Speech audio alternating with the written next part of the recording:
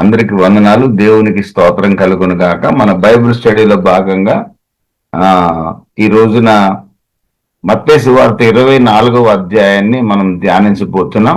ముఖ్యంగా 24వ అధ్యాయము కడవరి దినాలకు సంబంధించిన అంశాలను ఎక్కువగా తెలియజేస్తుంది. ఎండ్ టైం ఈవెంట్స్ అనేది చివరి దినాలలో ఏం జరగబోతుంది, ప్రభువైన యేసుక్రీస్తు తన శిష్యులకు కడవరి దినాలలో ఏమి జరగబోతుందో వివరించినట్లుగా, ఆయన రాకడ, రెండవ రాకడ ఎప్పుడు ఉంటుందో వివరించినట్లుగా మనము 24వ అధ్యాయంలో ఆ సైన్స్, ఆయన రాకడకు సూచనలు ఏమిటో వివరించినట్లుగా మనం చూడగలం. ఈ 21వ అధ్యాయం మత్తయి సువార్త నుండి 28వ అధ్యాయం వరకు కూడా ప్రభువైన యేసుక్రీస్తు యొక్క చివరి వారంలో, ఆయన జీవితంలో చివరి వారంలో ఇచ్చిన సందేశాలుగా మనం చూడొచ్చు.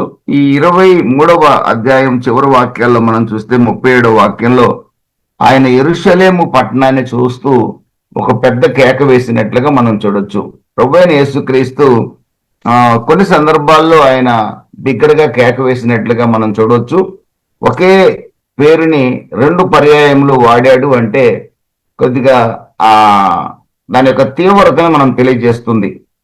ఆయన మరియ మార్తాల గృహాల్లోకి వెళ్ళినప్పుడు, మార్తా మార్తా, నీవెందుకు అనేక పనుల చేత ఒత్తిడి చెందుతున్నావు అన్నట్లుగా మార్తా అనే యొక్క పేరుని 2 సార్లు 2 పర్యాయములు పిలిచినట్లుగా మనం చూడొచ్చు.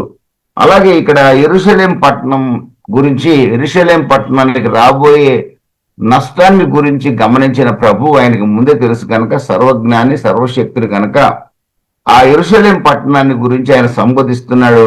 యెరూషలేమా యెరూషలేమా, ప్రవక్తలను చంపుచు నీ వద్దకు పంపబడిన వారిని రాళ్లతో కొట్టుచును ఉండుదానా, కోడి తన పిల్లలను రెక్కల కిందకి ఎలాగూ చేర్చుకొనునో అలాగే నేనును నీ పిల్లలను ఎన్నో మార్లు చేర్చుకొనవలన ఇంటిని కానీ మీరు వెళ్ళకపోతిరి. ఇదిగో మీ ఇల్లు మీకు విడవబడి ఉన్నది. ఇది మొదలుకొని ప్రభు పేరట వచ్చువాడు స్తుతింపబడుగా, కానీ మీరు చెప్పు వరకు నన్ను చూడరని మీతో చెప్పుచున్నాను. ప్రభు పేరట వచ్చువాడు స్తుతింపబడునుగా, కానీ మీరు చెప్పు వరకు నన్ను చూడరు. ఈ యొక్క వాక్యము ఆయన రెండవ రాకడలో జకర్యా గ్రంథం 12వ అధ్యాయంలో ప్రభువైన యేసుక్రీస్తు రెండవ రాకడకి ఈ భూమి మీదకి అడుగు పెట్టడానికి వచ్చే సమయంలో, రెండవ రాకడలో 2 ఫేజెస్ ఉంటాయి. మొదటి ఫేజ్లో 1 తెస్సలోనిక 4వ అధ్యాయం 13 నుండి 17 వాక్యాల ప్రకారం ఆయన మేఘాల మీదకి వచ్చి తన సంఘాన్ని తీసుకొని వెళ్తాడు. అదేవిధంగా కొరింథీయులకు రాసిన మొదటి పత్రిక 15వ అధ్యాయంలో కూడా రాయబడింది, ప్రభువైన యేసుక్రీస్తులో నిలకడగా నిలిచి ఉన్నవారు ప్రభు మేఘాల మీదకి వచ్చే సమయానికి మహిమ శరీరాన్ని ధరించుకుని ప్రభు దగ్గరికి వెళ్తారు. ఆయన మేఘాల మీదకి వచ్చే సమయమునకు ప్రభువులో మృతి చెందిన వారి సమాధులు తెరవబడతాయి. వారు కూడా మహిమ శరీరం ధరించుకొని సజీవులైన భక్తుల కంటే ముందుగా ప్రభు దగ్గరికి చేరతారు. వారికి, సజీవులైన వారికి కొన్ని సెకండ్లు మాత్రమే తేడా ఉంటుంది. మొదటగా ప్రభు కొరకు పోరాడి మృతులైన వాళ్ళు మొదట లేస్తారు. తర్వాత సజీవులమైన మనం లేస్తాం. ఈ రాత్రి ఈ క్షణంలో ప్రభు వస్తే ఈ జూమ్ లో ఉన్న వాళ్ళందరూ కూడా ఎక్కడికక్కడ ఎగిరి ప్రభు దగ్గరికి వెళ్ళిపోతారు. ఈ 2 ఫేజెస్ గా సెకండ్ కమింగ్ అనేది ఉంటుంది. ఇది ప్రభు యొక్క, దీని రహస్య రాకడ అంటారు కొందరు. సంఘాన్ని తనతో పాటు తీసుకొని వెళ్ళటానికి వస్తాడు అంటారు మరికొందరు. ర్యాప్చర్ అంటారు దీన్నే. యోహాను సువార్త 14వ అధ్యాయం 1-3 వాక్యాల్లో చెప్పినట్లుగా, నా తండ్రి ఇంట అనేక నివాసములు కలవు, ఈ స్థలం సిద్ధపరచ వెళ్తున్నాను, నేను వచ్చి మిమ్మల్ని తీసుకొని వెళ్తానన్నాడు. ఆ ప్రకారంగా తీసుకుని వెళ్ళడానికి వస్తాడు. తీసుకొని వెళ్ళి ఎన్ని సంవత్సరాలు తన దగ్గర పెట్టుకుంటాడు పరలోకంలో అంటే, ఎక్కడికి తీసుకెళ్తాడంటే తండ్రి దగ్గర తీసుకెళ్తాడు. తండ్రి ఎక్కడ నివాసం చేస్తాడంటే పరలోకంలో నివాసం చేస్తాడు. ఆ పరలోకానికి ఈరోజు యేసు ప్రభువుని నమ్ముకున్న మనం, సజీవులుగా ఉన్న మనమైనా, మనకంటే మృతి చెంది ప్రభువులో నమ్మకంగా ఉండి పోరాడి ఆయా పట్టణాల్లో, ఆయా దేశాల్లో సమాధుల్లో పాతిపెట్టబడిన వారైనా ఈ రాత్రి ప్రభు వచ్చినా, రేపు రాత్రి ప్రభు వచ్చినా లేపబడతారు. దేవునికి స్తోత్రం కలుగును గాక. అది సెకండ్ కమింగ్ లో ఫస్ట్ ఫేజ్. సెకండ్ కమింగ్ లో సెకండ్ ఫేజ్ ఏమిటి అని అంటే, 7 ఏళ్లు మనం ప్రభు అయిన యేసుక్రీస్తు ఉన్నప్పుడు భూమి మీద శ్రమల కాలం జరుగుతుంటుంది. ఆ శ్రమల కాలాన్ని గురించి ప్రకటన గ్రంథం 6వ అధ్యాయము, 7వ అధ్యాయము, ఇంచుమించు 6వ అధ్యాయం నుంచి 18వ అధ్యాయం వరకు కూడా ప్రకటన గ్రంథంలో శ్రమల కాలమే. ఈ శ్రమల కాలంలో మనం ఎక్కడుంటాము? నమ్మకమైన క్రైస్తవులు ఎక్కడ ఉంటారు అంటే ప్రభు దగ్గర ఉంటారు. ఎత్తబడిన వారుగా ఉంటారు. చనిపోవాల్సిన అవసరం లేదు, బ్రతికున్న నేను కూడా ఎత్తబడగలను. దేవునికి స్తోత్రం కలుగును కాక. ఈ షర్ట్ కనపడకపోవచ్చు, ఈ స్పెడ్స్ కనపడకపోవచ్చు, మహిమ శరీరం ధరించుకొని ప్రభు దగ్గరికి చేరతామన్న సంగతి వాస్తవం. దేవునికి స్తోత్రం. ఈ ఈ ఈ సెకండ్ కమింగ్ లో, సెకండ్ ఫేజ్ లో జకర్యా గ్రంథం 12వ అధ్యాయము 13, 14 అధ్యాయులు, ఆ అధ్యాయాలు కనుక మనం చూసినట్లయితే, అదేవిధంగా ప్రకటన గ్రంథం 1వ అధ్యాయం 6, 7 వాక్యాల్లో కూడా మనం చూస్తే ప్రభు అయిన యేసుక్రీస్తు యొక్క బహిరంగ రాకడ అంటారు దీన్ని. ఆ రాకడలో యూదులు ఆయన గాయాలు చూస్తారట, ఆయన చేతుల్లో గాయాలు చూస్తారట, పక్కలో బల్లెపోటు చూస్తారట, కాళ్ళలో గాయాలు చూసి తమ ఇంట్లో ఒక ఏక కుమారుడు ఉన్న ఇంట్లో ఆ కుమారుడు చనిపోతే ఏ విధంగా ఏడుస్తాడో ఆ విధంగా యూదులందరూ గుండెలు బాదుకొని ఏడుస్తారట. ఇక్కడ ప్రభు అయిన యేసుక్రీస్తు యెరూషలేము పట్టణస్థులు చెప్తున్నాడు, మీరు ఆ రోజు పశ్చాత్తాపడి మరల ప్రభు పేరిట వచ్చువాడు స్తుతింపబడును గాక అని మీరు చెప్పే వరకు కూడా మీరు నన్ను చూడరు అని వారితో చెప్పినట్లుగా మనం చూస్తున్నాం. యెరూషలేమా యెరూషలేమా, ప్రవక్తలను చంపుచు వచ్చిన వాళ్ళని రాళ్లతో కొట్టిన దానా, నేను మిమ్మల్ని కోడి తన పిల్లలను రెక్కల కింద చేర్చుకున్నట్లుగా నేను మిమ్మల్ని చేర్చుకోవాలనుకున్నాను, మీరు రానోళ్ళకపోతే అయ్యో మీకు శ్రమ, మీ ఇల్లు పాడు దెబ్బ కాబోతుంది, రాయి మీద రాయి నిలవకుండా ఉండబోతుంది. ప్రియమైన దేవుని బిడ్డలరా, ఒక రకంగా ఆయన వేదనతో యెరూషలేమును గురించి మాట పలికినట్లుగా మనం చూడొచ్చు. ఆయన పిలిచాడు. మత్తయి సువార్త 11వ అధ్యాయం 28వ వాక్యంలో, ప్రయాసపడి భారం మోయించిన సమస్త జనులారా నా యుద్ధకు రండి, మీకు విశ్రాంతి కలగజేస్తానని ఆయన సెలవిచ్చినప్పటికి కూడా ఏమండి, వారు ఏమాత్రం లోబడకుండా ఆయన సన్నిధికి రానోళ్ళకపోయారు. ఆయన రెక్కల నీడకి రాలేదు. ఈ రోజు కూడా యేసు ప్రభువుని కులదేవుడనో, మతదేవుడనో, ఇశ్రాయేలు దేవుడనో, మన దేవుడు కాదనో, మన దేవుళ్ళు వేరు, ఆయన వేరనో, రకరకాల కారణాల చేత ప్రభు అయిన యేసుక్రీస్తు యొక్క పిలుపుని లెక్క చేయని వారు ఈ రోజున అనేక మంది ఉన్నారండి.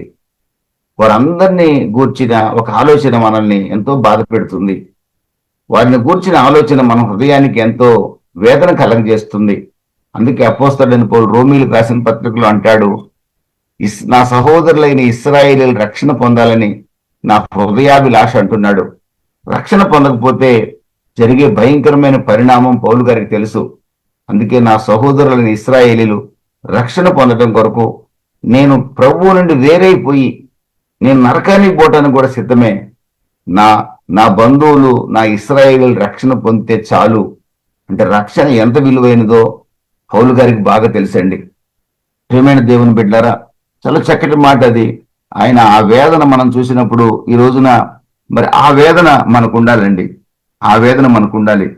రోమీయులకు రాసిన పత్రిక రోమా 9వ అధ్యాయం 1, 2, 3 వాక్యాల్లో, నాకు బహు దుఃఖమును నా హృదయములో మానని వేదనయు కలవు, క్రీస్తునందు నిజమే చెప్పుచున్నాను, అబద్ధం ఆడుట్లేదు, పరిశుద్ధాత్మ యందు నా మనస్సాక్షి నాతో కూడా సాక్ష్యం ఇచ్చున్నది, సాధ్యమైన ఎడల దేహ సంబంధులైన నా సహోదరుల కొరకు నేను క్రీస్తు నుండి వేరే శాపగ్రస్తుడినై ఉండకూడదును. వీరి ఇశ్రాయేలీలు, దత్తపుత్రత్వము, మహిమయు, నిబంధనలు, ధర్మశాస్త్రం వీరిది, వీరందరూ రక్షణ పొందాలని నేను ఆశపడుచున్నానని ఆ చోట ఏ విధంగా తన యొక్క హృదయ వేదన తెలియజేస్తున్నాడు ఈ చోట మనం గమనించవచ్చు. ప్రియమైన దేవుని బిడ్డలారా, మన బంధువులైనా, మన రక్త సంబంధులు, మన స్నేహితులు, ఏమండి మన పొరుగు వారు రక్షణ లేని స్థితిని గమనించి కనీసం ఒకరిద్దరి కొరకైనా ఈ విధమైన హృదయంలోని ఒక బాధతో ప్రతినిత్యము ప్రభు సన్నిధిలో మొరపెట్ట బద్దులమై ఉన్నాం మనం. మరి ప్రియ సహోదరుడైన పౌలు తన ప్రజల ఇశ్రాయేలీయుల జాతి కొరకు బహు వేదన చెందుతున్నాడండి రక్షింపబడాలని. కారణం, రక్షణ లేకపోతే నిత్య నరకాగ్ని తప్పదని పౌలు గారికి తెలుసు. ఏసే మార్గం, ఏసే సత్యం, ఏసే జీవం. యమలోకానికి, నిత్య నరకానికి అధిపతి సాతానుగాడు, పరలోకానికి అధిపతి పరిశుద్ధుడైన దేవుడు. ఆ పరిశుద్ధుడైన దేవుడు యేసు ప్రభు మాత్రమేనండి. ఏ దేవుడు పరిశుద్ధుడు గాడు, ఏ దేవుడు దేవుడు కాదు, యేసు ఒక్కడే పరిశుద్ధుడు. ఈ సంగతి పౌలు గారికి తెలుసు. ఈ సంగతి మనకు కూడా తెలుసు. తెలిసిన మనం పౌలు వంటి ఆత్మల భారం కలిగి ఉన్నామా లేదా అని ఈ రాత్రి బైబిల్ స్టడీలో ప్రశ్నించుకోవాల్సిన అవసరం ఉంది. ప్రభు అయిన యేసుక్రీస్తు యెరూషలేమా యెరూషలేమా అని కేకలు వేశాడండి. ఎందుకంటే ఆయన హృదయ వేదన తాను ఎన్నుకున్న పట్టణం, తన మందిరం ఉన్న పట్టణం నాశనం కాకూడదన్న ఆశ. ఎన్నో ప్రయత్నాలు చేశాడు. భారం తొలగిస్తాను రమ్మన్నాడు. నేను మీకు స్థలం సిద్ధపరుస్తాను అన్నాడు. నా దగ్గరకు వస్తే సమాధానం ఇస్తానన్నాడు. నిత్య జీవం ఇస్తానన్నాడు. నేను సజీవుడైన దేవుణ్ణి అన్నాడు. నేను తండ్రి ఒకటే అన్నాడు. నేనే దేవుణ్ణి స్వయంగా డైరెక్ట్గా కూడా చెప్పాడండి. ఎన్ని చెప్పినా ఇశ్రాయేలీల నమ్మక. ఒక రోజున ఇశ్రాయేలు ప్రభు యొక్క రెండో రాకడలో గుండె బాదుకుని ఏడుస్తారండి. జకర్యా గ్రంథం 12వ అధ్యాయంలో రాయబడిన మాట. ప్రియమైన దేవుని బిడ్డలారా, ప్రపంచ జనాభాలో ఇశ్రాయేలీలు శ్రమ పడినట్లుగా ఎవరూ శ్రమ పడలేదండి. ప్రియమైన దేవుని బిడ్డలారా, ప్రభు యొక్క రెండవ రాకడలో ఇశ్రాయేలీల్లో కేవలం 1/3 ఆఫ్ ఇజ్రాయేలీస్ మాత్రమే బతికుంటారండి. మిగిలిన వాళ్ళందరూ చనిపోతారు, హింసలు పాలవుతారు. ఇప్పటికీ ప్రపంచంలో హింసించబడుతున్నారు. మన రక్షకుడైన యేసు ప్రభు యొక్క వాక్యాన్ని, సకల జాతుల రక్షణ కొరకు వచ్చిన ప్రభు అయిన యేసుక్రీస్తు యొక్క మాటకు మనం లోబడగలిగితే తప్పనిసరిగా నిత్యరాజ్యానికి మనం వారసులు అవుతాం. ఏ ఒక్కరూ నిత్యరాజ్యాన్ని మనకు ఇవ్వలేరు. యేసుక్రీస్తు రక్తం ఒక్కటే నిత్యరాజ్యాన్ని మన వారసులుగా చేస్తుంది. ఈ విషయం నమ్మాలంటే కులం అడ్డు వస్తుంది, మతం అడ్డు వస్తుందండి, జాతి అడ్డు వస్తుంది, చదువు అడ్డు వస్తుంది. ఏది అడ్డు వచ్చినా దయచేసి గుర్తుపెట్టుకోండి, పరిశుద్ధుడు, సజీవుడు, నీ కొరకు నా కొరకు ప్రాణం పెట్టినవాడు ప్రభు అయిన యేసుక్రీస్తు కులదేవుడు కాదు, మతదేవుడు కాదు. జీవితాన్ని మారుస్తాడు, పరలోక రాజ్యాన్ని ఇవ్వగలుగుతాడు. ఆయన ఒక్కడే సృష్టికర్త, ఆయన ఆది సంభూతుడు, ఆయన సర్వశక్తిమంతుడు, ఆయనే ఉన్నవాడు అనువాడు. మిగిలినవన్నీ కూడా మనుషులు క్రియేట్ చేసుకున్నారన్న సంగతి మీ హృదయాన్ని గమనిస్తే మీకు అర్థమవుతుంది. మనుషులు సృష్టించుకున్న వాళ్ళే మిగిలిన వాళ్ళందరూ కూడా. ఆ విషయం నిజమైన అవగాహనతో కనుక ఒక క్షణం ఆలోచిస్తే, చదువుకున్న వాళ్ళు ఎవరైనా సరే ఆలోచిస్తే, మిగతావన్నీ కూడా క్రియేటెడ్ బీయింగ్సే. ఏమైనా దేవుని బిడ్డలరా, కట్టైనా రాయైనా క్రియేటెడ్ బీయింగ్. దానికి ఒక పేరు, దానికి ఒక ఆకారం. ఆ ప్రభు అయిన యేసుక్రీస్తు సృష్టికర్త, ఆయన ఆది సంపూతుడు. దేవునికి స్తోత్రం కలుగును గాక. పరిశుద్ధ రక్తం ఒకటే పాపిని పవిత్రపరుస్తుంది. ఆ పరిశుద్ధ రక్తాన్ని ప్రభు అయిన యేసుక్రీస్తు చిందించాడండి. ఎందుకంటే రక్తంలో ప్రాణం ఉంటది. రక్తం ఒక్కటే మానవుణ్ణి శుద్ధి చేయగలదు. అందుకే మన దేశంలో జంతు బలులు జరిగేవి. పాప పరిహారం కొరకు ఒకప్పుడు బలియాగాలు జరిగేది మన దేశంలో. కారణం మన మహాపురుషుడికి తెలుసు, బలియాగం ఒక్కటే పాప పరిహారానికి మార్గం అని. ఆ బలియాగం జంతువుల ద్వారా చేశారు, పాపం పరిహరించబడలేదు. మహాపురుషులకు తెలుసు, సృష్టికర్త బలియాగం అయితేనే మానవ పాపం పరిహారం అవుతుందని. ఆ సృష్టికర్త ప్రభు అయిన యేసుక్రీస్తు అని తెలిసి రహస్యంగా దాచుకొని, రహస్యంగానే కొంతమంది ప్రభువుని నమ్ముకొని పరలోకానికి చేరుంటారు. దాన్ని సమాజానికి తెలియజేయకుండా మరుగు చేశారు. అందుకే యేసుక్రీస్తుని ఈ రోజు కూడా కులదేవుడు అనే పేరుతో దూషించేవాళ్ళు, అవమానించేవాళ్ళు ఉన్నారు. ఆయన దూషింపబట్టడానికి, అవమానపరచబట్టడానికి యేసు ప్రభు నమ్ముకున్న మనలాంటి వాళ్ళం కూడా కారణం అండి. నమ్ముకున్న మనం నమ్మకంగా బతకకుండా ఇష్టానుసారంగా అన్యుల కంటే మోసంతో, అబద్ధంతో బతుకుతున్నాం మనం. అన్యులు బెటర్ అనిపిస్తుంది మనకంటే. అంత దౌర్భాగ్యమైన జీవితాలు జీవించే క్రైస్తవులమైన మన వల్లనే నా ప్రభువు నామం అవమానపరచబడుతుందండి. కాబట్టి రోషంగా ప్రభు కొరకు బతికి, ప్రభు కొరకు చివరి శ్వాస వరకు రోషంగా జీవించగలిగితే మనం అనేకులకు ప్రభు రాజ్యాన్ని చేర్చగలిగే సారథులుగా మారగలుగుతాం, రాయబారులుగా మారగలుగుతాం. అట్టి కృప మనకు దయచేయాలని ఒక దైవజనుడిగా నేను కోరుకుంటున్నాను. ప్రియమైన దేవుని బిడ్డలరా, ఆ యెరూషలేములో ఉన్న ఆ 24వ అధ్యాయంలో 1-2 వాక్యాలు నేను చూపిస్తాను. యేసు దేవాలయం నుండి బయలుదేరి వెళ్ళుచుండగా ఆయన శిష్యుల దేవాలయపు కట్టడములు ఆయనకు చూపించవచ్చరి. అందుకు ఆయన, మీరు ఇవన్నీ చూస్తున్నారు కదా, రాయి మీద రాయి ఒకటి అయినను ఇక్కడ నిలిచి ఉండకుండా పడదోయబడినని మీతో నిశ్చయముగా చెప్పుచున్నానని వారితో నేను. అక్కడున్న దేవాలయము సొలొమోను కట్టించిన దేవాలయం. గతంలో మొదటి రాజుల గ్రంథం 6వ అధ్యాయంలో సొలొమోను దేవాలయాన్ని కట్టించాడు. 90 అడుగుల పొడవు, 30 అడుగుల ఆ వెడల్పు, 45 అడుగులు ఎత్తు దేవాలయం. తెల్లని ఆ మనుషులు, యంత్ర పరికరాలు ఏవి తగలకుండా మనుషులు చేతితో చేసిన రాళ్ళు, తయారు చేసిన రాళ్ళు, మనుషుల చేతులతోనే రాళ్ళను నునుపు చేశారండి. ఏ యంత్ర పరికరం తగలకుండా, ఏ మిషనరీ కూడా వాడకుండా. అటువంటి తెల్లని రాళ్ళు జెరూసలేం యొక్క స్టోన్స్ అవి. సూర్యకాంతి పడినప్పుడు దగదగ మెరిచే ఆ స్టోన్స్ ఒకదాని మీద ఒకదాన్ని స్టోన్ పెట్టి ఆ ప్రక్కనే ఉన్న దేవదారు మానులతో దేవాలయాన్ని నిర్మించారండి. లోపలంతా గోల్డ్ లేయర్. యెరూషలేం దేవాలయం లోపలంతా కూడా గోల్డ్ బంగారు పూత పూశారు. కొన్ని మిలియన్ డాలర్ల బంగారం ఆ పూత పూసారట.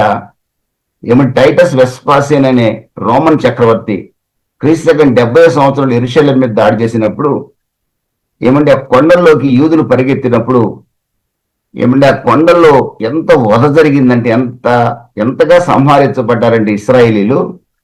ఆ కొండల్లో వారి రక్తము ఇంకిపోగా ఆ కొండల్లోకి చాలా రక్తం, మట్టిలో చాలా రక్తం అలాగే ఇంకిపోతుంది అంటారు కదండి. పోగా రోడ్ల మీద కూడా రక్తం ప్రవహించిందంట.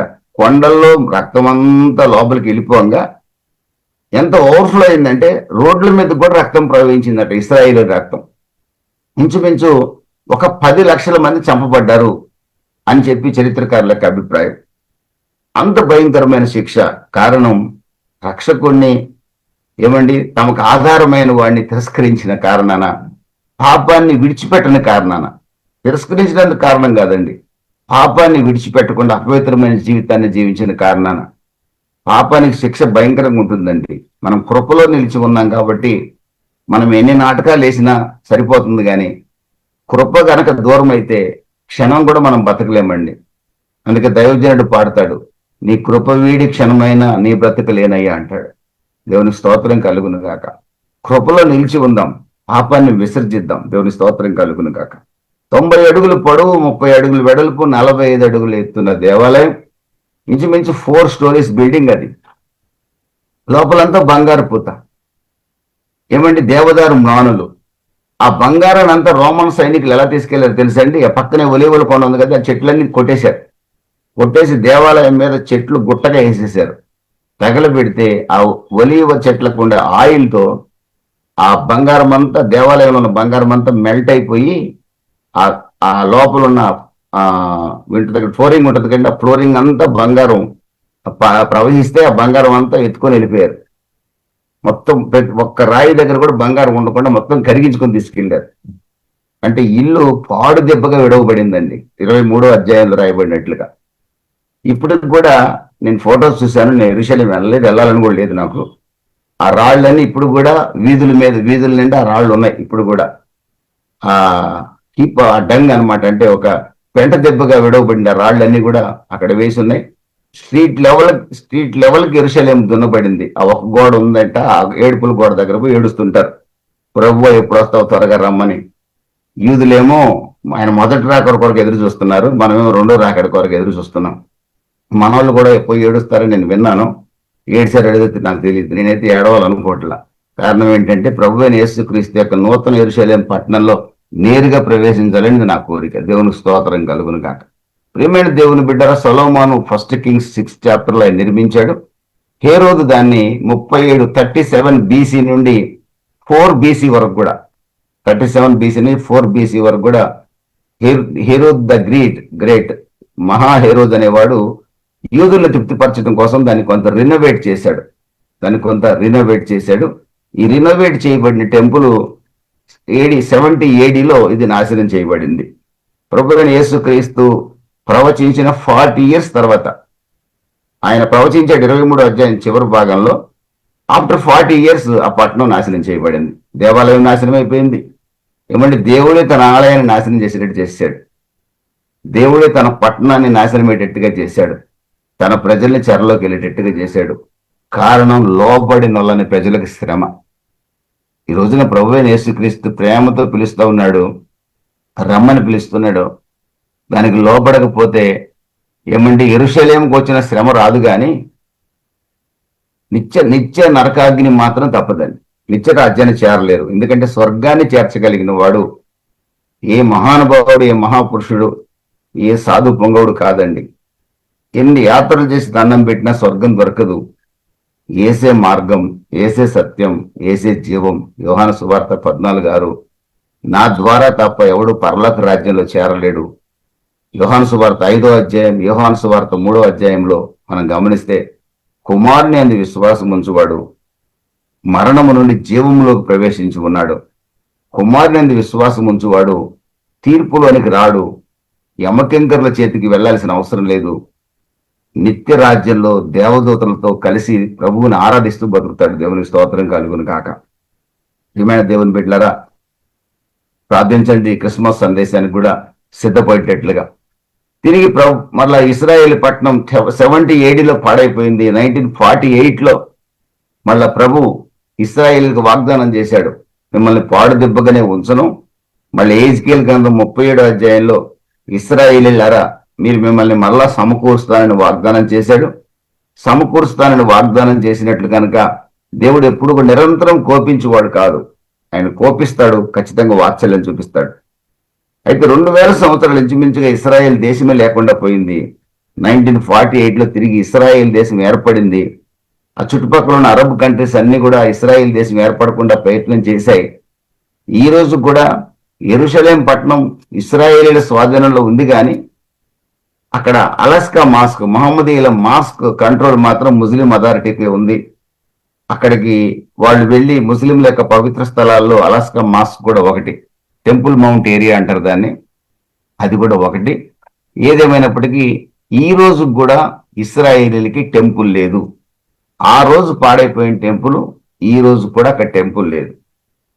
మరి ఎప్పుడు టెంపుల్ కట్టబడుతుంది అనేది విషయం ప్రభు తర్వాత క్లియర్ గా చెప్పాడు. ఇవన్నీ ఆయన చెప్తున్నప్పుడు శిష్యులు అడుగుతున్నారు.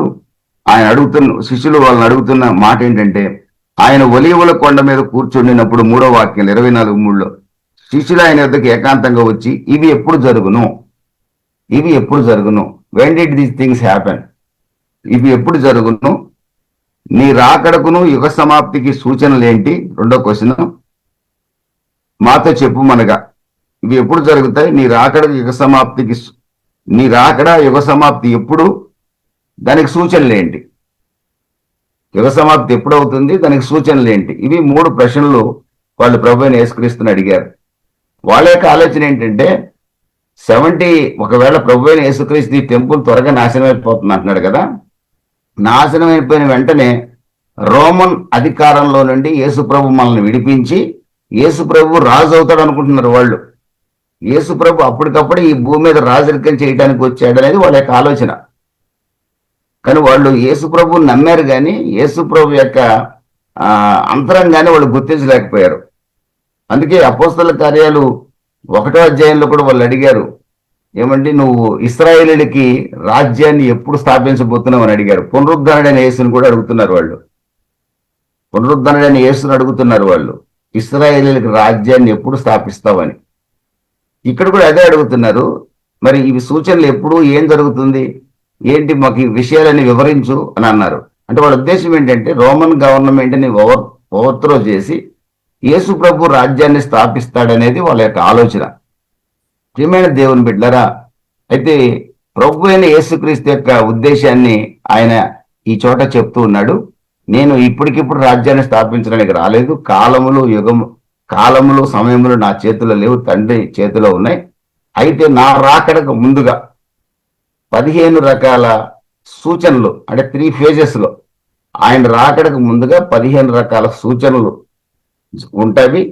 3 phases ఉంటాయి. First phase, second stage, third stage. ఇవి జరిగిన తర్వాతనే మనిషి కుమారుడు యొక్క రాకడ ఉంటుంది. ఇశ్రాయేలీలకు రాజ్యం ఏర్పరచబడుతుంది. ఇశ్రాయేలీ రాజ్యాన్ని రాజధానిగా చేసుకునే, యెరూషలేం రాజధానిగా చేసుకునే ప్రపంచాన్ని అంతా కూడా ఇశ్రాయేలీల దేవుడు, ఈరోజు సర్వ సృష్టికి దేవుడైన ప్రభు అయిన యేసుక్రీస్తు మనల్ని పరిపాలిస్తాడు అని ఆ చోట శిష్యులకు వివరించినట్లుగా మనం చూడవచ్చు. ప్రియమైన దేవుని బిడ్డలారా, 24వ అధ్యాయం 4వ వాక్యాన్ని స్టార్ట్ చేశాడు. ఎవడును మిమ్మల్ని మోసపరచకుండా చూసుకోండి, అనేకులు నా పేరిట వచ్చి నేనే క్రీస్తునని చెప్తారు, పలువురిని మోసం చేస్తారు. ఇప్పుడు కూడా నేనే యేసు ప్రభు అని చెప్పేవాళ్ళు ప్రపంచంలో కొంతమంది ఉన్నారట. ఆ లిస్టు మీకు ఇస్తాను సమయం ఉంటే. మరి యుద్ధములు గుర్చి, యుద్ధ సమాచారాల గుర్చి మీరు వింటారు, మీరు కలవరపడకుండా చూసుకోండి. ఇవి జరగవలసింది, అంతము వెంటనే రాదు. జనం మీదకి జనము, రాజ్యం మీదకి రాజ్యం లేచును, అక్కడక్కడ భూకంపములు, కరువులు కలుగును. ఇవన్నీ వేదనలకు ప్రారంభములు. ఫస్ట్ ఫేజ్ ప్రభు అయిన యేసుక్రీస్తు రాకడ, రెండవ రాకడ ఎప్పుడు ఎప్పుడని ప్రశ్నించే వాళ్ళని చాలా మంది ఉంటాం. ఎప్పుడో వస్తానన్నాడు, ఇంకా రాడు అని అనేవాళ్ళం ఉంటాము. వస్తానన్న యేసయ్య రాక మానడు అని పాట పాడతాం. కానీ ఆయన వస్తాడో లేదో మనకు కూడా, అందరికి కూడా అనుమానమే. కానీ మనం ఎవరు కూడా అనుమానం పడకూడదండి. ఆయన మాట తప్పని దేవుడు. వస్తానంటే వస్తాడు, దేవునికి స్తోత్రం కలుగును గాక. మాట ఇచ్చాడంటే తప్పుడు, ఆయన మాట అక్షర సత్యం. ఇందుకు ఈరోజు నేను వాట్సాప్లో కూడా ఒక అప్డేట్ పెట్టాను. బైబిల్ సత్యవేదం, బైబిల్లోని ఒక్క మాట కూడా కొల్లుపోదు, ప్రతి మాట నెరవేర్చబడుతుంది. దానిని నమ్మే ప్రతి ఒక్కరి జీవితంలో అది నెరవేర్చబడి తీరుతుంది. దేవునికి స్తోత్రం కలుగును గాక. ఈ ఆలోచన లేకుండా యేసుప్రభుని నమ్ముకోవటం అనేది ఒక రకంగా చెప్పాలంటే అది పెద్ద వృధా ప్రయాసం నా నమ్మకం. యేసుప్రభుని నమ్మినప్పుడు ఖచ్చితంగా ఆయన ఉన్నాడని, ఆయన మాట తప్పని దేవుడని ఒక నమ్మకం మన జీవితంలో కలిగి ఉండాలండి. పరిస్థితులు ఏమైనా కానివ్వండి. ప్రియమైన దేవుని బిడ్డలారా, ఇక్కడ ప్రభు అయిన యేసుక్రీస్తు తప్పనిసరిగా వస్తాడు. ఆయన రాకడకు ముందు మూడు మూడు మూడు ఫేజుల్లో కొన్ని కార్యక్రమాలు ఈ ప్రపంచంలో జరగాలి. అవి ఏమిటి అని ఆలోచించినట్లయితే ఇవన్నీ వేదనలకు సంబంధించిందే. ఫస్ట్ ఫేజ్ లో మనం చూసినట్లయితే నేనే క్రీస్తునని చెప్పి అనేక మంది 24వ అధ్యాయం 4వ వాక్యం నుండి 8వ వాక్యం వరకు ఫస్ట్ ఫేజ్. ఒక ప్రెగ్నెంట్ మదర్ డెలివరీ సమయంలో చిన్నగా పెయిన్స్ వస్తున్నాయి అంటుంటారు చూడండి. బర్త్ పెయిన్స్ అంటే అవి సీరియస్, ఇంకా సివియర్ కాదు. ఇంకా రేపో ఎల్లుండో ఇంకా డెలివరీ అనగా పెయిన్స్ స్టార్ట్ అవుతాయి. ఇవి వేదనల ప్రారంభం అని రాసింది. అక్కడ రాసిన మాట 8వ వాక్యంలో ఇవన్నీ వేదనలకు ప్రారంభము, బర్త్ పెయిన్స్ స్టార్టింగ్. ప్రభు అయిన యేసుక్రీస్తు రాకడకు ముందు ఈ చిన్న వేదన, చిన్న శ్రమలు, చిన్న వేదనలు, చిన్న పరిస్థితులన్నీ కూడా గుండా సమాజం వెళ్ళాలి. ఈ విషయాన్ని మనం బాగా గుర్తుపెట్టుకోవాల్సిన అవసరం ఉంది. ఏమైనా దేవుని బిడ్డల మొట్టమొదటిగా మనం గమనిస్తే ఏమండి, జనం మీదకి జనం లేస్తారు, రాజ్యం మీదకి రాజ్యం లేస్తుంది. అదేవిధంగా యుద్ధముల గూర్చి, యుద్ధ సమాచారాల గురించి మీరు వింటారు. నేనే క్రీస్తునని చెప్పి అనేకులు వస్తారు, కరువులు భూకంపాలు కలుగుతాయి. ఇవి ఇక్కడ రాయబడిన విషయాలు. ఇప్పుడు మనం వీటన్నిటిని కూడా మనం గమనించినట్లయితే ముఖ్యంగా ఫస్ట్ది నేనే క్రీస్తునని చెప్పి అనేకులు వస్తారు. ఫస్ట్ పాయింట్ మనం తీసుకుందాం. ఇప్పుడు ఒక సర్వే ప్రకారంగా మనం తీసుకున్నట్లయితే నేనే యేసు ప్రభువుని అని చెప్పే వాళ్ళు ప్రపంచంలో ఆయా దేశాల్లో చాలా మంది ఉన్నారట. నేను ఒక డేటా సేకరించినప్పుడు 18వ శతాబ్దంలో ఇద్దరుంటే నేనే యేసు ప్రభువుని అని చెప్పుకునేవాళ్ళు. 19వ శతాబ్దంలో 7 తయారయ్యారట. 21వ శతాబ్దంలో 36 మంది మేమే యేసు ప్రభు అని చెప్పుకునే వాళ్ళు కూడా ఉన్నారట. ఏమండి, వీరిలో చాలా ప్రముఖులు ఉన్నారట. ఫేస్బుక్ లో కూడా, వాళ్ళ ఫేస్బుక్ కూడా నేను యేసును మాట్లాడుతున్నానని చెప్పి ఫేస్బుక్ పేజ్ కూడా ఉంటుందట వాళ్ళకి. అందులో కొన్ని పేర్లు నేను వినిన పేర్లు, నేను తెలుసుకున్న పేర్లు. ఏజే మిల్లర్ అనే ఒక అతను, ఆయన భార్య మేరీ లక్, వీళ్ళు ఆస్ట్రేలియా వాళ్ళు. ఏజే మిల్లర్ అనే పేజీ కొడితే నేను కూడా చూసా, ఫేస్బుక్ లో కొట్టి చూసా. ఏజే మిల్లర్, మేరీ లక్, వీళ్ళిద్దరు ఆస్ట్రేలియా వైఫ్ అండ్ హస్బెండ్ వీళ్ళు. ఆయనేమో ప్రభు అయిన యేసుక్రీస్తు నేనని చెప్పుకుంటాడంట, ఆమెమో మేరీ మ్యాగ్దలిన్ అని చెప్పుకుంటుందట. వాళ్ళ ఫేస్బుక్ పేజీలో కూడా చూస్తే యేసు ప్రభు నుండి సమాచారం ఇస్తున్నామని చెప్పి తానే యేసు ప్రభు అన్నట్లుగా ఆయన మాట్లాడుతూ ఉంటాడట. అదేవిధంగా రష్యాలో సెర్జే అనే ఒక అతను, ఫార్మర్ ట్రాఫిక్ కానిస్టేబుల్ అట, ఆయన పేరు సెర్జే. ఆయన కూడా నేను యేసు ప్రభునని చెప్పుకునే వ్యక్తి ఇప్పుడు కూడా మరి ఉన్నాడని అనుకుంటున్నాను. ఈ విధంగా చాలా మంది ఫాల్స్ క్రైస్ట్ ప్రపంచంలో ఉన్నారు. యేసు ప్రభువులు మేమేనని చెప్పుకునే వాళ్ళు ఉన్నారు. ఇప్పుడు ఇంచుమించుగా మన దగ్గర కూడా చాలా మంది యేసు ప్రభువులు అయిపోయారు. ఎందుకంటే ఎవడైనా పొరపాటుని ఇతను చేయి పెట్టి స్వస్థత కలిగింది అనుకోండి, ఇతను చేయి పెట్టి ఇక ఇతను యేసు ప్రభు అయిపోవటం చెప్పుకోవట్లేదు. కానీ కాకపోతే is feeling that is more than Jesus Christ అని ఫీల్ అవుతున్నాడు అనమాట. నా ద్వారా అద్భుతాలు జరుగుతున్నాయి కాబట్టి ఐఎమ్ మోర్ దాన్ యేసు ప్రభు అన్నగా ఫీలింగ్ చాలా మందికి అంతరంగాల్లో ఉంది. అది చాలా భయంకరమైంది. ఇది ఖచ్చితంగా జరుగుతుంది. అందుకే మనం ఏం కంగారు పడొద్దు.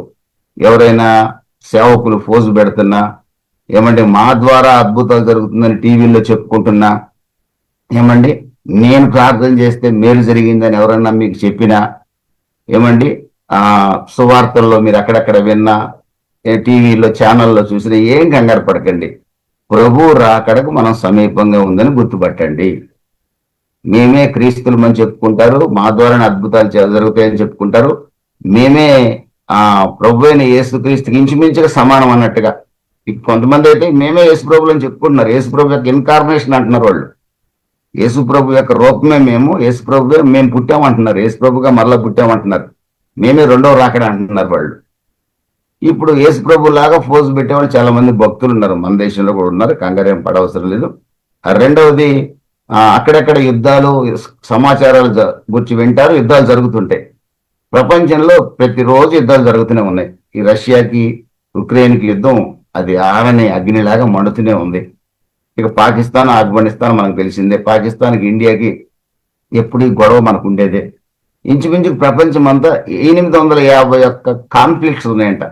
851 కాన్ఫ్లిక్ట్స్ అంటే యుద్ధాలకు సంబంధించిన గొడవలు 851 ఉందంట ప్రపంచంలో, దేశాల మధ్య గొడవలు. ఏమండి, ఆ తర్వాత భూకంపాలు, ఎర్త్ క్వేక్స్ జరుగుతాయి, భూకంపాలు వస్తాయి అక్కడక్కడ. కరెక్టే, ప్రపంచంలో ప్రతిరోజు భూకంపాలు వస్తూనే ఉంటాయి. మేజర్ భూకంపాలు కూడా చాలా వస్తూనే ఉంటాయి. 2024లో 14,175 ఎర్త్క్వేక్స్ వచ్చాయంట, భూకంపాలు 14,175 2024లో. అందులో 1,400 భూకంపాలు మాత్రమే ఆ సెస్మోగ్రాఫ్ మీద 5 మ్యాగ్నిట్యూడ్ ఉంది. 1,400 భూకంపాలు, అందులో ఒకటి మాత్రమే జపాన్లో 7.5 నమోదైంది రీడింగ్. అది మేజర్ అనమాట, 7 దాటితే మేజర్ సెస్మోగ్రాఫ్ మీద. కాబట్టి చిన్న చిన్న భూకంపాలు ప్రతిచోట జరుగుతూనే ఉంటాయి. మొన్న కూడా వైజాగ్లో భూమి కంపించింది అన్నారు. ఒక రోజుకి 55 భూకంపాలు జరుగుతాయి అంటండి ప్రపంచం అంతట్లో. 55 ఎర్త్క్వేక్స్ వస్తాయంట ఒక డేకి. ఒక ఒక ఒక సంవత్సరంలో 14,175 ఎర్త్క్వేక్స్ వచ్చాయి. అదేది మేజర్ కాదు, అందులో ఒకటే మేజరు. కాబట్టి భూకంపాలు జరుగుతూనే ఉన్నాయి, వస్తూనే ఉన్నాయి. ఏమంటే రాజ్యం మీద రాజ్యం లేస్తూనే ఉంటుంది. యుద్ధ సమాచారాలు వింటూనే ఉన్నాం. పెస్టిలెన్సెస్ అండ్ ప్లేగ్స్, ఏమంటే తెగుళ్ళు, కరువులు, ఎంతో కొన్ని 100 కోట్ల మంది ఇప్పుడు స్టార్వ్ అవుతున్నారు ఇంచుమించుగా, ఫుడ్ లేక, ఒక్క పూట కూడా ఆహారం లేక. ప్రపంచం మొత్తం మీద 100 crores ఆఫ్ పీపుల్ స్టార్వేషన్ లో ఉన్నారు. ఏమంటే కరువులు ఉంటాయి. ప్లేగ్స్, మనకు బాగా తెలిసిందే, కరోనా, అంతకుముందు స్మాల్ పాక్స్, క్యాన్సర్, హెచ్ఐవి, ఇవన్నీ తెగుళ్లే. రకరకాల రోగాలు ఇప్పుడు కొత్తగా వస్తున్నాయంట. ఎందుకంటే చెప్తున్నారు కేరళలో పుట్టింది అంటున్నారు, అక్కడ పుట్టింది అంటున్నారు. ఈ మధ్య స్కూల్స్ వాళ్ళు ఒక మెసేజ్ పంపించారు, అన్ని స్కూల్స్ వాళ్ళు కూడా. పిల్లలకి ఇక్కడెక్కడ ఏమైనా చిన్న చిన్న దద్దులు కనపడితే స్కూల్కి పంపించొద్దు, అవి తగ్గేదాకా వారం రోజులు ఇంట్లోనే ఉంచుకోండి, మళ్ళీ పలానా డాక్టర్ని కలవండి. ఏది వచ్చినా కూడా అది ఏ తెగులో ఎవరికి అర్థం కావట్లేదు. కరోనా మ్యూటేషన్స్, ఇవన్నీ కూడా ప్రభు రాకడికి సూచనలు. ఇవి జరుగుతాయి.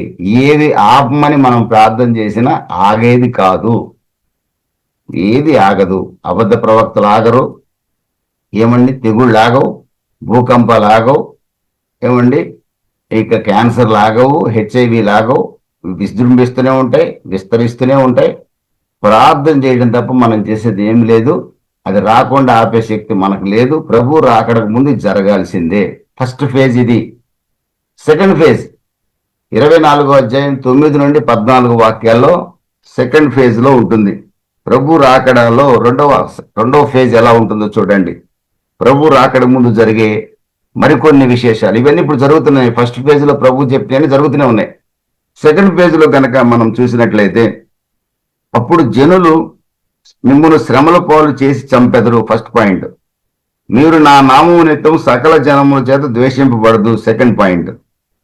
అనేకులు అభ్యంతరపడి ఒకరినొకడు అప్పగించుకొని ఒకరినొకడు ద్వేషించరు. Third point. అనేకులైన అబద్ధ ప్రవక్తలు వచ్చి పలువురిని మోసపూర్చుదురు. Fourth point. అక్రమం విస్తరించుట చేత అనేకుల ప్రేమ చల్లారును. Fifth point. అంతం వరకు సహించువాడే రక్షింపబడును. Sixth point. మరియు ఈ రాజ్య సువార్త సకల జనములకు సాక్షార్థమై లోకమంతటా ప్రకటింపబడును. అటు తర్వాత అంతం వచ్చును. అటు తర్వాత కూడా అంతం రాదు. ఇది సెకండ్ ఫేజ్ మాత్రమే. సెకండ్ ఫేజ్ లో చివరిలో అంతం వస్తుంది, అండ్ థర్డ్ ఫేజ్ లో అంతం వస్తుంది. అంటే ప్రభు రాకడ వస్తుంది. ఈ సెకండ్ పేజ్ లో కనుక మనం చూస్తే మనకు లాస్ట్ సంతోషపడే విషయం ఏంటంటే, రాజ్య సువార్త సకల జనులకు సాక్షార్థమై లోకమంతటా ప్రకటించబడుతుంది. 14వ వాక్యం. ఇది నిజం. ఇంటర్నెట్ ద్వారా, ఫేస్బుక్ ద్వారా మీరు ఎక్కడున్నారో నేను ఎక్కడున్నామో మనందరం కూడా ఈరోజు ఈ వాక్యం వింటున్నాం. తర్వాత ఫేస్బుక్ లో ఈ వాక్యం వింటారు, యూట్యూబ్ లో కూడా వింటారు. ఎక్కడికక్కడ సువార్త ప్రకటించబడుతుంది, రాజ్య సువార్త ప్రకటించబడుతుంది అనే మాట నిజం. అయినా కానీ ప్రపంచంలో మారుమూల ప్రాంతాలకు రాజ్య సువార్త ఇంకా వెళ్ళటం లేదు. ప్రపంచంలో మారుమూల ప్రాంతాలకు రాజ్య సువార్త వెళ్ళేది ఎప్పుడో తెలుసా అండి? శ్రమల కాలం ప్రారంభమయ్యాక, 7 సంవత్సరాల శ్రమలు ప్రారంభమయ్యాక ప్రకటన గ్రంథంలో దేవదూత రాజ్య సువార్త మోసుకొని ఆకాశంలో ఎగురుతూ రాజ్య సువార్తను ప్రకటిస్తారు దేవదూత. అప్పుడు ప్రపంచంలో అనేక మంది కొండల్లో, గుహల్లో, అరణ్యంలో, నదుల దగ్గర దాక్కున్న వాళ్ళందరికీ సువార్త వినబడుతుంది. అంతే తప్ప మనం ప్రపంచంలో పుట్టిన ప్రతి ఒక్కరికి సువార్త చేరవేసే స్థాయి ఏ మనిషికి కూడా లేదు. ప్రపంచంలో ప్రతి మనిషి యేసు ప్రభుని గురించి వినాలి అంటే మన జన్మలో చాలదు, ప్రభు ఖచ్చితంగా వచ్చే వరకు చాలదు. ప్రభు వస్తాడు, శ్రమల కాలం వస్తుంది, మనం ఎత్తబడతాం. శ్రమల కాలంలో ప్రపంచంలో ప్రతి ట్రైబ్ కూడా దేవుని వాక్యాన్ని వింటాడు. అది ఎవరి ద్వారా అంటే దేవదూత ద్వారా. అక్కడొక్కడే దేవదూత సువార్త చెప్పేది. సువార్త చెప్పే అధికారం దేవుడు మనకిచ్చాడు, దేవదూతకి ఇవ్వాల. కానీ ఫైనల్ గా మనం ఎంత చెప్పినా జనం మనం అందరిని చేరలేము. ఎన్ని విమానాలు వేసుకున్నా, సొరంగాలు గుండా పోయినా ఫైనల్ గా ప్రతి ఒక్కడు నేను యేసుప్రభు గురించి విన్నానని చెప్పేది ఎప్పుడంటే దేవదూత చెప్పినప్పుడు మాత్రమే వింటాడు. ఫైనల్ గా మనం చాలా మందికి చెప్తాం, ఫైనల్ గా అందరూ వినాలంటే దేవదూత కూడా సువార్త ప్రకటిస్తాడు. ప్రకటన గ్రంథం 14వ అధ్యాయం 6వ వాక్యంలో, అప్పుడు మరి యొక్క దూతను చూచి తిని అతడు భూనివాసులకు అనగా ప్రతి జనమునకు, ప్రతి వంశమునకు, ఆయా భాషలు మాట్లాడు వారికి, ప్రతి ప్రజకును ప్రకటించినట్లు నిత్య సువార్త తీసుకొని ఆకాశం మధ్య ఎగురుచుండెను. నిత్య సువార్త. దేవునికి లోబడండి, దేవుడు తీర్పు తీర్చే గడియ వస్తుంది, ఆయనకు భయపడండి, ఏమండి ఆయనకు నమస్కారం చేయండి, భూమిని, సముద్రమును, జలధారలను కలగజేసిన దేవునికి నమస్కారం చేయండి అని గొప్ప శబ్దంతో ఆకాశంలో దేవదూత ఎగురుతూ ప్రపంచమంతా తిరుగుతూ ప్రకటిస్తాడు. అప్పుడు సువార్త అందరూ వింటారు. అంతేగాని సువార్త అందరికి మనం ప్రకటించకుండా ప్రభువు రాడని చెప్పే బోధ కూడా ఒకటి ఉంది. మనుషులు ఎవడు ప్రపంచంలో ప్రతి ఒక్కడి సువార్త చెప్పలేడు. ప్రభు ఖచ్చితంగా వస్తాడు. ఆయన వచ్చే ముందు సంఘాన్ని ఖచ్చితంగా తనతో పాటు తీసుకొని వెళ్తాడు. దేవునికి స్తోత్రం కలుగును గాక. తర్వాత ప్రేమ చల్లారుతుందండి. మీకు బాగా తెలిసిందే, తల్లి లేదు, పిల్ల లేదు, అన్న లేదు, తమ్ముడు లేదు. ఎంత ఘోరం చూడండి. మా చిన్నప్పుడు మా ఇంట్లో ఒకే రోజు 32 మంది పడుకున్నాం, అందరం కింద చేపలు వేసుకొని. మళ్ళీ ఆ 32 మంది 30 సంవత్సరాలు అయింది ఇప్పటికి, మళ్ళీ కలవల. ఈ జన్మ కలిసేది లేదు 32 మంది ఒకేసారి. ఎందుకంటే ఎవరు ఎక్కడో ప్రేమ లేదు. ఏమండి, మన తల్లిదండ్రుల మధ్య ప్రేమ లేదు, పిల్లలకి ప్రేమ లేదు. ప్రేమ చల్లారుతుంది, అక్రమం విస్తరిస్తుంది. మనం అనుకుంటాం చాలా ప్రేమ ఉంది, నా కొడుకు అంటే నాకు ప్రేమ ఉంది అనుకుంటాం. కానీ ఆ ప్రేమ ఎంతవరకు అనేది తెలియదు. ఇది మనం ప్రేమ చల్లారే రోజుల్లో ఉన్నాం మనం. అందుకే తిమోతికి రాస్తూ పౌలు గారు అంటారు, అంత్య దినములు అపాయకరమైన కాలాలు, మనుషులు సజ్జన ద్వేషులు, గర్వాంధులు, దేవుని కంటే సుఖానుభవాన్ని కోరుకుని వారు, క్రూరులు, మాతృహంతకులు, మాతృద్వేషులు. ఏమండి, 2 తిమోతి, మీరు ఆ తిమోతికి రాసిన పత్రికలో మీరు చూస్తే ఆ అధ్యాయం చెప్తాను, దాన్ని మీరు చూడండి. తిమోతికి రాసిన 2వ పత్రిక 3వ అధ్యాయం అంతా చదవండి. నాకు చాలా ఇష్టం అది. నేను సువార్తకు వచ్చిన కొత్తలోనే ఈ అధ్యాయం ఎక్కువ ఇష్టం నాకు. దాన్ని చదివిన తర్వాత ఇక మనం ఎవరిని గురించి ఏం మాట్లాడలేమండి. మన పిల్లోడు ఎందుకు నన్ను ప్రేమించట్లేదు, మా అమ్మాయికి నేను కోట్లు ఖర్చు పెట్టి ఇల్లు కొని పెట్టాను కదా, నా కూతురు నన్ను ఎందుకు దగ్గరికి తీయట్లేదు, ఈ వాక్యం చదివాక ఏ తండ్రి ఆలోచించడు. ఎందుకంటే ఇక్కడ రాసి ఉంది, ప్రభు రాకడ దినాల్లో ఏమండి క్రూరులట, సజ్జన ద్వేషులు అంటారట, తల్లిదండ్రులకు అవిధేయులట, ఏమండి పైకి భక్తి గలవారే వాళ్ళే ఉంటారంట, దేవుని శక్తిని ఆశ్రయించడంట. 13 లక్షణాలు ఉంటాయి ఇంచుమించుగా అక్కడ. ఈ చదివిన క్రైస్తవుడు ఎవడు కూడా కొడుకు అన్నం పెట్టకపోయినా, కూతురు అన్నం పెట్టకపోయినా దిగులు పడ్డావు. ఎందుకంటే ప్రభు రాకడ సమీపంగా ఉంది. ఏం చేస్తాడు? నజరేయుడు అనేసి త్వరగా రమ్మని ప్రార్థన చేస్తాడు అంతే. నా పిల్లలు ఏంటయ్యా ఎట్టయ్యారు అని ఎవడు అనకూడదు. నిజమైన క్రైస్తవుడు అనడు. ఎందుకంటే ప్రభు రాకడ బహు సమీపంగా ఉందండి. ప్రేమ చల్లారుతుంది, అక్రమం విస్తరిస్తుంది. అబద్ధ ప్రవక్తలు ఆల్రెడీ ఫస్ట్ పేజీలో వచ్చేసారు. నేనే యేసు ప్రభుని అని చెప్పుకునే వాళ్ళు ఎక్కువైపోయారు.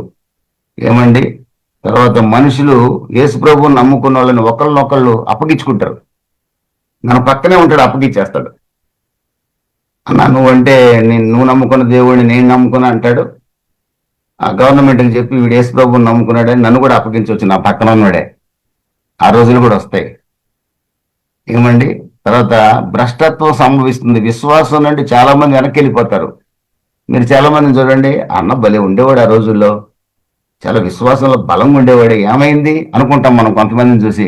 ఏమైంది? ఏం గాల, పడిపోయాడు. ప్రభు రాకడ సమీపంగా ఉంది కాబట్టి అతను పడిపోవాలి, అంతే పడిపోయాడు. పాలనవే భ్రష్టత్వం సంభవిస్తుంది. విశ్వాస భ్రష్టులు అవుతారు చాలా మంది. మాకు తెలిసిన ఒక ఆమె ఉంది, పాపం కొడుకు చనిపోయాడు, ఇంటర్మీడియట్ చదివే కొడుకు. ఇక ఆమె యేసు ప్రభు మీదనే అలిగింది. ఆమె ఎక్కడో ఈ క్రైస్ట్ గాస్పెల్ చర్చికి అక్కడికి పోయేదని విన్నాను నేను. యేసు ప్రభు మీద అలిగింది. నేను యేసు ప్రభుకి ఎంతో చేశాను, నా కొడుకు చచ్చిపోయాడు, అందుకే యేసు ప్రభుని వదిలేశాను అంటదాము. నా భార్య బతికినంత కాలం చెప్పింది అమ్మాట యేసు ప్రభు మీద అలగకూడదని. కానీ ఇప్పటికీ అలుగుతూనే ఉంది. 24 గంటలు పనిచేస్తుంది డబ్బు సంపాదించాలని. సరే, సంతోషం, మనం చేయగలిగేది ఏం లేదు. ఎందుకంటే విశ్వాస భ్రష్టులు అవుతారని బైబిల్ చెప్తుందండి. ఏమండి?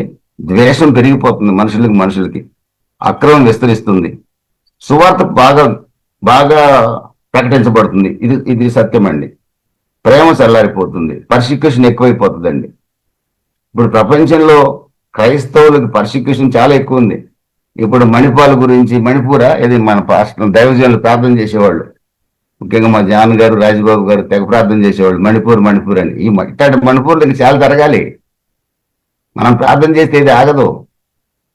ఎందుకంటే ఇది ప్రభు రాకడ సూచన. ఇది అసలు భారతదేశంలో చాలా తక్కువ అట క్రైస్తవులు హింసించబడటం. ప్రపంచంలో టాప్ దేశాల్లో నార్త్ కొరియా, ఉత్తర కొరియాలో అత్యధికంగా క్రైస్తవులు హింసించబడుతున్నారు. తర్వాత Nigeria, Afghanistan, Pakistan, Somalia, Yemen, Eritrea అని ఒక దేశం ఉందండి, 35 లక్షల జనాభా. ఎరిట్రియా అని ఒక దేశం, అది ఈశాన్య ఆఫ్రికాలో ఉంటది. ఇథియోపియా పక్కనే, ఎర్ర సముద్రం పక్కనే ఎరిట్రియా అని ఒక దేశం. కేవలం 34 లక్షల మంది జనాభా అండి. 49% ముస్లిమ్స్, 45% క్రిస్టియన్స్. కానీ అక్కడ చంపబడినట్లు క్రిస్టియన్స్ ఎక్కడ చంపట్లేదంట. ఇంచుమించుగా నేను చెప్పిన ఈ దేశాలన్నీ మెజారిటీ దేశాలు ముస్లిం దేశాలే. క్రైస్తవులు ఎక్కువగా హింసించబడేది అక్కడే. భారతదేశంలో చాలా తక్కువ. మనం ధన్యులం, దేవుని స్తోత్రం కలుగును కాక. ఇక ముందు వస్తుందో మనకు తెలియదు. ప్రపంచంలో 10 మంది క్రిస్టియన్స్ లో ఒకడు హింసించబడుతున్నాడు ఏదో ఒక కారణంలో. సారీ, 1 in 9 క్రిస్టియన్స్, 9 క్రిస్టియన్స్ లో ఒక క్రిస్టియన్ ప్రపంచంలో ఎక్కడో చోట సఫర్ అవుతున్నాడట. 2019లో 4136 మంది క్రిస్టియన్స్ చంపబడ్డారు. 2024లో 4476 క్రిస్టియన్స్ చంపబడ్డారు. 4476 ప్రపంచం మొత్తం మీద. నైజీరియాలో ఈ సంవత్సరంలో థౌజండ్స్ ఆఫ్ క్రిస్టియన్స్ చంపబడ్డారు. చాలా వందల చర్చలు డిస్ట్రాయ్ చేయబడుతున్నాయి.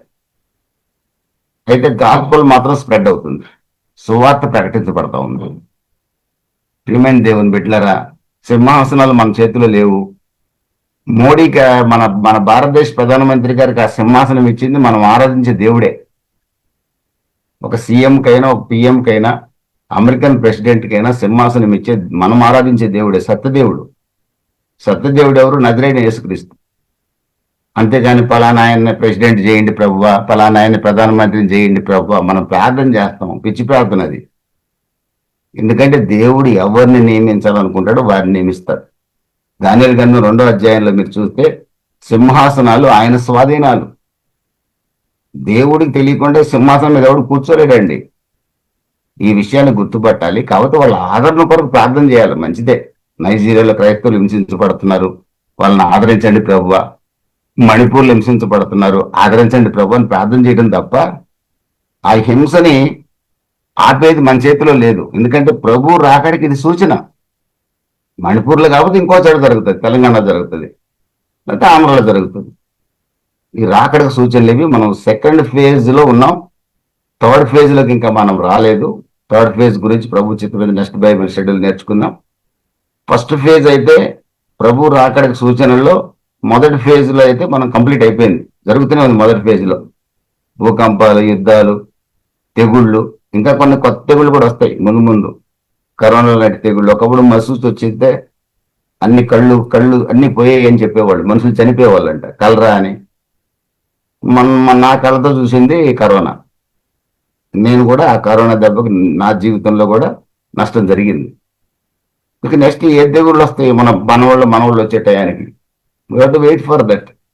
అందుకే మనం ఏం చేయాలంటే నజరేయుడు అనేసి త్వరగా రమ్మని ప్రార్థన చేయడం తప్ప మనం చేయగలిగేది ఏం లేదు. మనం సెకండ్ ఫేజ్ లో లాస్ట్ లో ఉన్నాం. అయితే ప్రియమైన దేవుని బిడ్డలారా, ప్రభు ఈ శ్రమల ఈ సూచనలు ఈ సెకండ్ ఫేజ్ కి థర్డ్ ఫేజ్ కి స్టేజ్ కి మధ్య, సెకండ్ స్టేజ్ కి థర్డ్ స్టేజ్ శ్రమల ప్రారంభానికి మధ్యలో ప్రభు వస్తాడు. అంటే ఇప్పుడు ప్రభు రాకడానికి సిద్ధంగా మనం ఉన్నాం. థర్డ్ స్టేజ్ లోకి ఎంటర్ అయ్యామంటే మనం ఎంటర్ కాం, ప్రభు వచ్చేస్తాడు, మనం ఎత్తబడతాం. కాబట్టి ప్రభు రాకడ బహు సమీపంగా ఉంది. ఏమంటే అంత్యక్రీస్తు బయలుపరచబడక ముందే మనం ఎత్తబడాలి. నెక్స్ట్ యాంటీ క్రైస్ట్ బయలుపరచబడబోతున్నాడు. యాంటీ క్రైస్ట్ ఎవరో కాదండి, ప్రపంచాన్ని అంతటినీ ఒక్కడే పరిపాలిస్తాడు. ఈ ప్రపంచాన్ని ఒక్కడే పరిపాలిస్తాడు. ఈ ప్రపంచం అంతా 10 భాగాలుగా విభజించబడబోతుంది ఒక రోజున. 10 గ్లోబల్ కాంటినెంట్స్ గా విభజించబడబోతుంది. ప్రపంచం అంతా 10 భాగాలు చేస్తారు. 10 భాగాలు, ఒక్కొక్క భాగానికి ఒక్కొక్క నాయకుడు ఉంటాడు. వీళ్ళందరి మీద ఒక్కడు ఉంటాడు, యాంటీ క్రైస్ట్, అంత్యక్రీస్తు. వాడి పరిపాలన ప్రారంభానికి ముందే మనం ఎత్తబడతాం. కాబట్టి ప్రభు అయిన యేసుక్రీస్తు త్వరగా రావాలని, సంఘం ఎత్తబడాలని మనం ప్రార్థన చేద్దాం. ఎత్తబడమని ప్రార్థన చేయడం కానీ ఎత్తబడం. మనం ర్యాప్చర్కి తగిన జీవితం మనం జీవించాలి. ఎత్తబడుటకు యోగ్యమైన జీవితం. పేతురు భక్తులు చెప్తారు కదండి, 2 Peter 3rd chapter 9th and 10th వర్స్లో చెప్తారు కదా, ప్రభువు రాకడ సమీపంగా ఉంది గనక మీరు పరిశుద్ధమైన ప్రవర్తనతోనూ భక్తితోనూ ఆయన రాకడను అపేక్షించుచు జాగ్రత్తగా ఉండండి. ఎస్, క్రైస్తవులుగా మనం పరిశుద్ధమైన ప్రవర్తనతో బతుకుదాం, ప్రభు రాకడను అపేక్షిద్దాం, భక్తిగా ఉందాం, నాటకాల్లో పడి కొట్టుకోపోకుండా, ఏమండి నజరేయుడిని వేసిన అవమానపరచకుండా జాగ్రత్తగా జీవిద్దాం. ప్రభు రాకడ ఏ క్షణమైన రావచ్చు, మన పోకడ ఏ క్షణమైన జరగవచ్చు. ఒకవేళ ప్రభు వచ్చేదాకా ఉంటే సంతోషమే, ఉందాం. ప్రభు వచ్చేదాకా మనందరం బతికుంటాం. ప్రభు చిత్తం అయితే బతికుందాం. లేదంటే మనకంటే చాలా మంది ముందుగా ప్రభు దగ్గరికి వెళ్ళిపోయారు. ఆ జాబితాలో మనం ఉంటాం. ఏదేమైనా ప్రభు చిత్తమే జరుగును గాక. ఆయన త్వరగా రాబోతున్నాడు. దానికి సూచనలు, ఇప్పటిదాకా జరుగుతున్న సూచనలన్నీ మీకు చెప్పాను. నెక్స్ట్ ఇంకా కొన్ని సూచనలు మనం నెక్స్ట్ దీంట్లో మనం నేర్చుకుందాం. ప్రభు ఈ కొద్ది మాటలు దీవించి ఆస్వాదించి ఆయన రాకడకు మనం సిద్ధపరచును గాక.